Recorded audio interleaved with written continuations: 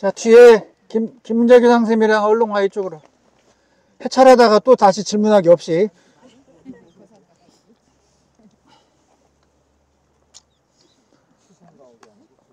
자, 시작하겠습니다. 아파트에 살거나 개인주택에 사시는 여러분들은 여기 있는 기원 전후 청동기 말에서 초기철기 시대의 집을 보면서 어떤 생각이 드시는지 한번 우리 김은경 선생님 얘기 한번 해보겠습니다. 소감. 요거 말고 이건 창고니까 뒤에 집 가옥 뭔 생각이 들었어요? 한 말씀 해보세요. 추웠겠다. 아닙니다. 엄청 따뜻합니다. 창문이 없네요. 김은경 왜 이렇게 많아? 되어라 소맨이 김은경. 어떤 느낌 들었어요? 모여 사는 느낌. 제가 질문한 의도는 선생님들이 지금 이거 지으라면 칠 수 있겠어요? 못 집니다. 고도의 기술이 필요한 거예요.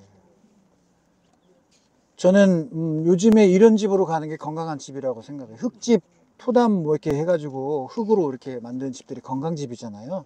결코 무시하지 말라는 얘기예요.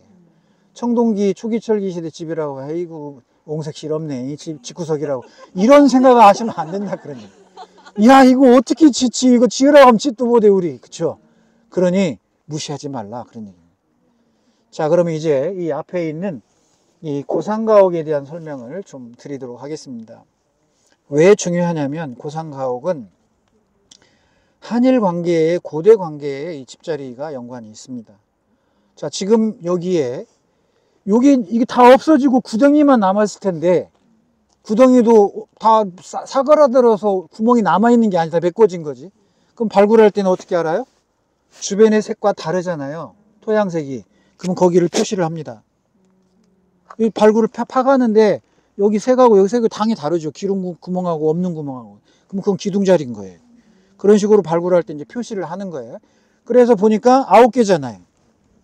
아까 저 야외 전시관에 있었던 거하고 같은 9개잖아요.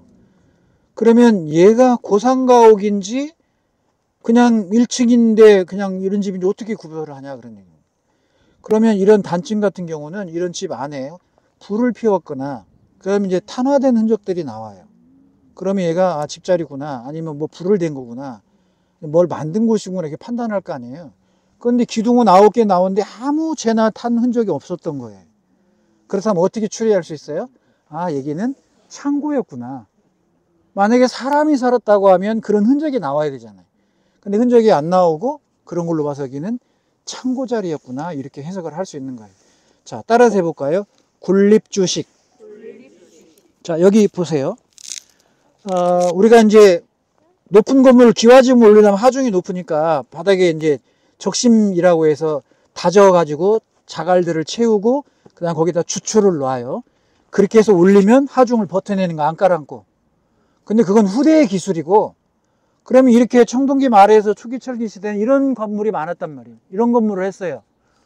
왜? 지붕이 무거울 리가 없으니까 그런 이 기초를 그렇게 튼튼하게 할 필요가 없는 거죠. 그래서 굴을 파가지고 세우는 거예요. 기둥자리를. 이런 걸 군립식이라고 그래요. 그래서 아까 저기 야외 박물관도 그대로 2개가 있었죠. 1호 군립, 2호 군립. 그 중에 하나는 고상가옥이라고 표현했었어요. 둘 중에 하나는. 여기도 지금 고상가옥이라고 표현을 했잖아요. 그러면 이 자리에 여기에서 그 토기를 구운 자리도 찾았고요. 집단 쓰레기 매립장도 찾았고 다양한 것들이 나왔단 말이에요. 여기서. 그 다음에 외곽에 경계 짓는 부분도 나왔고. 그러면 여기는 그러한 창고 목적의 특수한 건물이었을 거라고 지금 해석을 하고 이렇게 여기다 설명을 해놨습니다. 자, 그런데 이게 일본으로 전파돼요. 일본으로 전파돼서 저하고 이번에 일본 갔다 오면 여기 계신지 모르겠는데 일본의 아스카 시대 그러니까 보통 532에서 대략 나라로 천도하는 710년까지를 이제 아스카 시대라고 하고요. 그 다음에 거기에 이제 고분과의 고분 시대로 또 나누는 분류 기준이 다른 게 있지만 일본에 그러한 기초를 두고 기와지붕을 세운 게 588년 이후입니다. AD 588년 이후에 지금 이때는 언제예요? 이 육지에는 대가야는 사라졌고 아직 고구려와 신라와 백제가 있고 북쪽으로는 부여도 있고 막 이런 상황이에요. 이미 여기는 고대 강력한 왕권에서 궁궐이 있고 막 기와지붕 있고 막 화려하고 엄청나잖아요.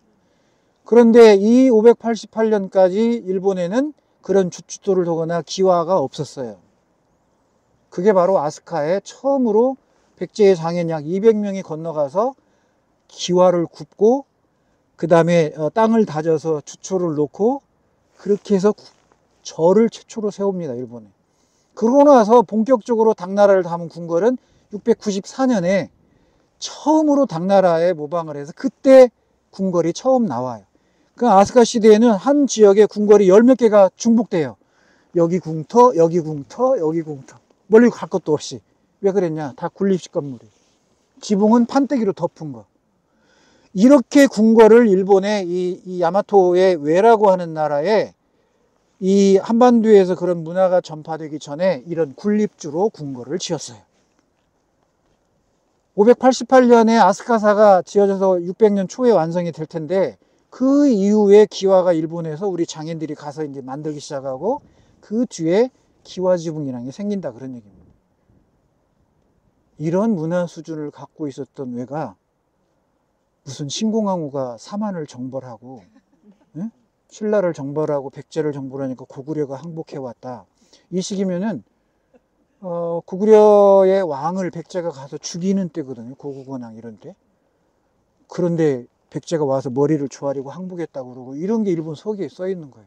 그걸 믿고 사만 정벌을 해야겠다고 도요토미시가 쳐들어왔고 그리고 근대 시기에 일본의 정한론, 사이고 다카모리를 포함한 일본의 정한론파, 훗날 또 이러면 결국 성공시켰지만 그 짓거리를 한 거예요.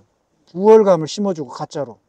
그래서 일본 민족이 한민족보다 우월하다는 이 허황된 우월의식, 천황제 이데올로기 이런 걸로 둔갑시켜가지고 이웃나라 선진 문물을 끝까지 이 근대화 가기 전까지 조선통신사까지 해서 전해준 그런 문화의 나라에 그것들이 우리를 야만이라고 치어대면서 지들이 우월이라고 하면서 지금도 무시하고 있고 아주 대먹지 못한 그런 짓을 하고 있어요. 그래서 저는 이 군립주를 보면 바로 아스카의 판계궁, 이타부키 궁타라고 합니다. 거기에 이 궁이 왜 그렇게 자주 옮겨 다녔냐? 이거 썩어요. 얼마 하면 썩는다고. 그럼 또 옆에 가서 지어야지. 또 바로 옆에가 있어, 궁이 또. 또 저만층 가면 또 궁이 있고. 그러니까 일본의 당시 이 문화 수준이라는 게 이 건물 하나로 우리가 알 수가 있다 그런 얘기입니다. 이 군립주의 양식을 보면서 그걸 알 수가 있고요. 그리고 일본의 이 대벽 건물지라는 게 있는데 이렇게 기둥을 박고요. 또랑을 쭉 파요. 작은 기둥을 막 박아. 이 사이사이에. 그리고 흙으로 갖다 발라. 겉에서는 안 보여. 그냥 흙벽이요. 근데 벽 속에 다 기둥들이 들었어. 이런 걸 대벽 건물지라고 그래요. 이게 바로 백제에서 건너간 방식입니다.